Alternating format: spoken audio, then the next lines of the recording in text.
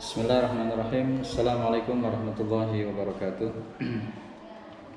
Alhamdulillah, salatu wassalamu ala rasulillah wa ala alihi wa sahbihi wa mawala. Tribuners yang insyaallah dirahmati Allah, pada kesempatan kali ini yang akan kita bahas adalah tentang wudu.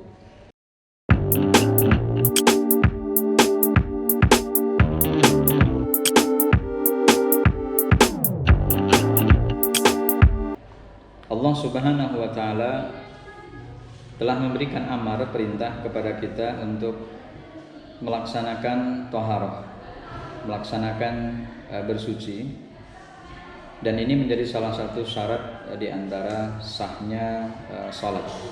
Jadi di antara syarat sahnya salat itu adalah at-thaharah minal hadasil asghar wal akbar, yaitu suci dari hadas kecil dan besar. Dan di dalam fikih, bagaimana cara menghilangkan hadas kecil adalah dengan berwudu, sebagaimana menghilangkan hadas besar adalah dengan mandi jinabat. Ini yang kemudian Allah sampaikan dalam surah Al-Maidah ayat yang ke-6. A'udzubillahi minasyaitonirrajim. Ya ayyuhalladzina amanu idza kuntum ilas salati faghsilu wujuhakum wa aydiyakum ilal marafiqi wamsahu bi ru'usikum wa arjulakum ilal ka'bain. Wahai orang-orang yang beriman, apabila kalian melaksanakan sholat, maka basuhlah wajahmu dan kedua tanganmu hingga siku-siku, dan usaplah sebagian kepalamu, dan basuhlah kakimu hingga kedua mata kaki. Apa yang difirmankan oleh Allah Subhanahu wa ta'ala adalah merupakan sebuah perintah yang wajib untuk dilaksanakan oleh orang-orang yang beriman yang ingin melaksanakan perintah sholat. Sehingga kalau kita kaitkan antara thaharah dengan sholat adalah merupakan perkara penting yang saling terkait di antara keduanya. Dan ini juga ditandaskan, dikuatkan dengan sabda dari Rasul sallallahu alaihi wasallam, la tuqbalu salatu ahadikum idza ahdatha hatta yatawadda. Tidak diterima salat di antara kalian apabila dia berhadas sampai dia berwudu. Artinya kalau ada orang yang memiliki hadas kecil lalu kemudian dia melaksanakan sholat, positif, sholatnya tidak akan diterima oleh Allah. Lalu kemudian bagaimana cara menghilangkannya, menghilangkan hadas kecil dan agar sholatnya diterima? Ini yang kemudian harus dilaksanakan sebagai petunjuk Rabbani dan juga petunjuk dari Nabi bahwa bersuci dalam hal ini wudu adalah merupakan perkara penting. Tidak ada perintah yang ada di dalam Islam kecuali di dalamnya ada hikmah yang terkandung di dalamnya. Paling tidak ada beberapa hal yang bisa kita dapati dari keutamaan berwudu, sebagaimana yang disampaikan oleh Rasul sallallahu alaihi wasallam, ala adullukum ala ma yamhullahu bihil khataya wa yarfa'u bihi darajat.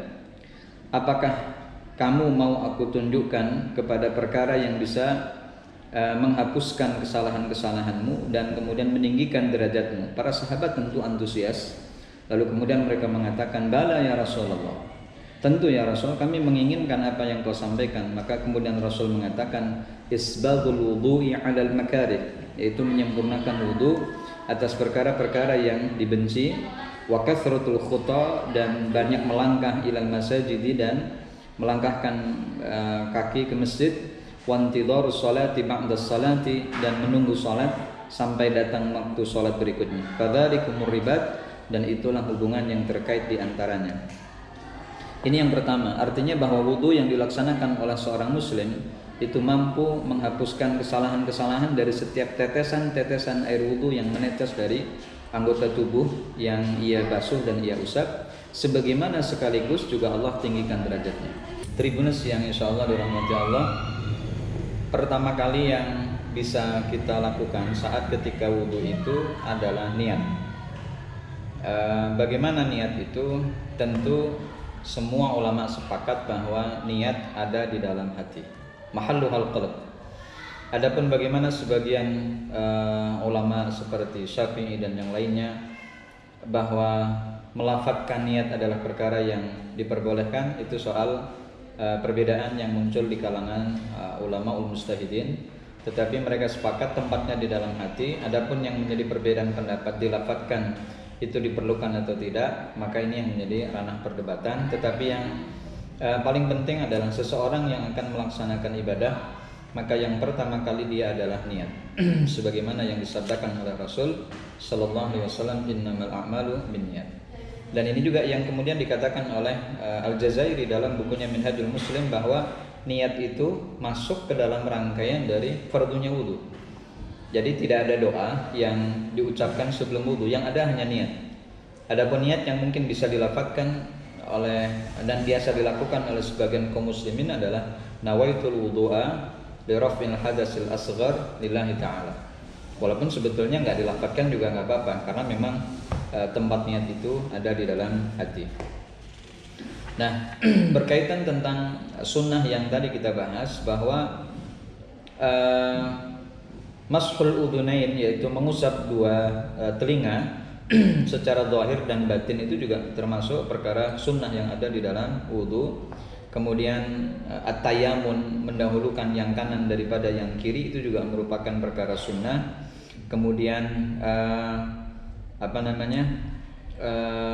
sunnah juga termasuk di dalam wudu itu adalah doa, ya, doa setelah wudu. Sebagaimana yang diajarkan oleh Rasul sallallahu alaihi wasallam,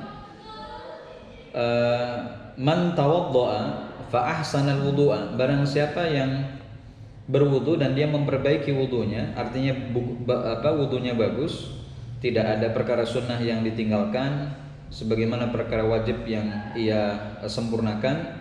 Lalu kemudian di akhir wudunya dia mengucapkan asyhadu an la ilaha illallah wahdahu la syarikalah wa asyhadu anna muhammadan abduhu wa rasuluh, Allahumma ja'alni minat tawwabin wa ja'alni minal mutatahhirin, futihat lahu abwabul jannah as-samaniyah. Maka dibukakan kepadanya 8 pintu surga, yadkhulu min ayyiha syaa, dia akan diperbolehkan untuk masuk dari pintu mana yang ia mau. Ini adalah termasuk perkara yang dikaitkan dengan fadilah yang dikaitkan dengan keutamaan di dalam doa setelah wudu. Jadi alangkah indahnya kalau kemudian wudu yang kita laksanakan ditutup dengan doa permohonan kepada Allah, bahwa mudah-mudahan Allah jadikan hambamu ini termasuk dari golongan orang-orang yang bertaubat, dan juga engkau menjadikan diriku termasuk dari orang-orang yang suci. Dan fadilahnya luar biasa. Hadis yang diriwayatkan oleh Imam Nasai dan Imam Ahmad, Rasul sallallahu alaihi wasallam meriwayatkan demikian. Rasulullah bersabda demikian, bahwa orang yang berwudu lalu memperbaiki wudunya dan kemudian ditutup dengan doa asyhadu an la ilaha illallah wahdahu la syarikalah wa asyhadu anna muhammadan abduhu wa rasuluh, Allahumma ja'alni minat tawwabin wa ja'alni minal mutatahhirin, maka keutamaannya adalah dibukakan 8 pintu surga, dari mana dia masuk itu dipersilahkan. Tribuns ini yang dirahmati Allah Subhanahu wa taala, wudu ini adalah merupakan gerbang pertama yang harus dibuka oleh seorang muslim ketika dia ingin melaksanakan ibadah seperti sholat atau ibadah-ibadah lain yang secara nas menjelaskan kepada kita bahwa persyaratan salah satu diantaranya adalah berwudu, seperti menyentuh mushaf atau seperti pelaksanaan tawaf. Jadi 3 ibadah ini adalah secara nas ada keterangan dari Rasul Sallallahu Alaihi Wasallam, di mana perkara yang dianjurkan bagi kita, bahkan diwajibkan ketika kita akan melaksanakan ibadah tersebut dalam keadaan bersuci. Secara lebih visual mungkin bisa kita praktekkan wudu dengan menyertakan di antara 2 perkara, yakni perkara wajib dan perkara sunnah. Pertama kali yang kita lakukan adalah bismillah, dan ini adalah perkara sunnah, bismillahirrahmanirrahim. Setelah itu baru kemudian kita tempatkan niat di dalam hati, nawaitul wudu'a li raf'il hadatsil asghar lillahi ta'ala. Setelah itu rangkaian yang ketiga adalah kita membersihkan 2 telapak tangan, ya, sebanyak 3 kali. 1, 2, 3. Setelah 3 kali ini selesai, baru kemudian perkara yang dilanjutkan dengan kumur-kumur. Kita ambil air, lalu kemudian kita masukkan air ke dalam mulut, lalu kemudian kita goyang-goyangkan air itu yaminan wa shimalan, ke kanan dan ke kiri. Tujuannya adalah untuk membersihkan jika ada sisa-sisa makanan yang masih menempel. Sebanyak 3 kali juga, karena perkara yang dilakukan 3 kali itu salasan adalah perkara sunnah yang kemudian dikerjakan mulai dari awal, bukan hanya perkara yang wajib saja. Setelah itu baru kemudian memasukkan air ke dalam hidung. Bahkan ada ulama yang memberikan penjelasan kepada kita, yaitu dengan memasukkan air ke dalam mulut dan ke dalam hidung secara bersamaan. Kita ambil dengan menggunakan tangan kanan, lalu kemudian kita masukkan ke dalam hidung dan mulut, lalu kemudian kita keluarkan ya sebanyak 3 kali. Jadi al-istinsak wal istinsar, yaitu memasukkan air dan mengeluarkan air dari dalam hidung, itu juga termasuk perkara sunnah. Setelah itu baru kemudian kita membasuh wajah, sebagaimana firman Allah, "Faghsilu wujuhakum." Kita ambil air lalu kemudian kita basuh min manabit sya'ri, dari mulai terbit atau mulai dari tumbuhnya rambut sampai ke zaqan, yaitu sampai ke dagu. Dan itu kita lakukan sebanyak 3 kali. Kita ambil air, lalu kemudian kita usapkan mulai dari atas, lalu kemudian ke samping, kemudian sampai ke ila zaqan, yaitu sampai ke dagu. Ini dikerjakan sebanyak 3 kali. Setelah itu baru kemudian tangan, yaitu tangan sebagaimana yang kita tahu, yaitu mengusap dari mulai min manabit, yaitu min tarfil asabi', yaitu dari pucuk jari yang kita miliki sampai ke bawah, ya, sampai ke siku-siku, sambil kemudian kita menyela-nyela, ya, sambil kita menyela-nyela, lalu kemudian kita ulang lagi sebanyak 3 kali, ya, lalu kemudian setelah kanan selesai baru yang kiri. Untuk yang kiri pun dilakukan dengan cara yang sama seperti kita membasuh tangan kita yang kanan. Setelah itu baru kemudian mengusap sebagian kepala. Ketika kita memahami firman Allah, "Wamsahu biru'usikum", mengusap sebagian kepala, ada yang mengatakan hanya dari pucuk saja, tapi lebih afdalnya supaya ada nur, ada cahaya yang bisa kita dapati kelak di hari yaumul qiyamah adalah dengan mengusap sebagian kepala, yaitu secara keseluruhan, ya, dari mulai depan kemudian sampai ke belakang, dan kemudian sembari membersihkan 2 daun telinga dan juga dalamnya, zahiran wa batinan. Dan ini cukup sekali. Wamsahu biru'usikum. Jadi kalimat wamsahu biru'usikum itu berarti mengusap sebagian kepala, dan diartikan dari depan sampai ke belakang, lalu kemudian sembari kita mengusap telinga kanan dan kiri secara bersamaan, luar dan dalam. Setelah itu baru disempurnakan dengan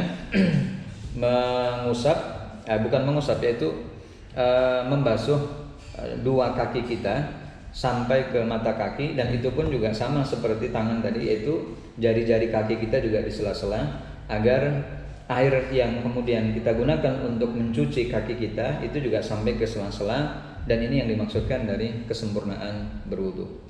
Demikian praktek bagaimana cara wudu yang bisa kita ambil dari perkara wajib dan sunnah yang ada di dalam Islam. Mudah-mudahan ada manfaat yang bisa diambil berkaitan tentang wudu yang setiap hari, saban hari kita kerjakan. Tapi mudah-mudahan apa yang kita bahas memberikan tambahan ilmu yang selama ini sudah kita dapatkan, dan semakin memperbaiki ibadah kita kepada Allah Subhanahu wa taala. Assalamualaikum warahmatullahi wabarakatuh.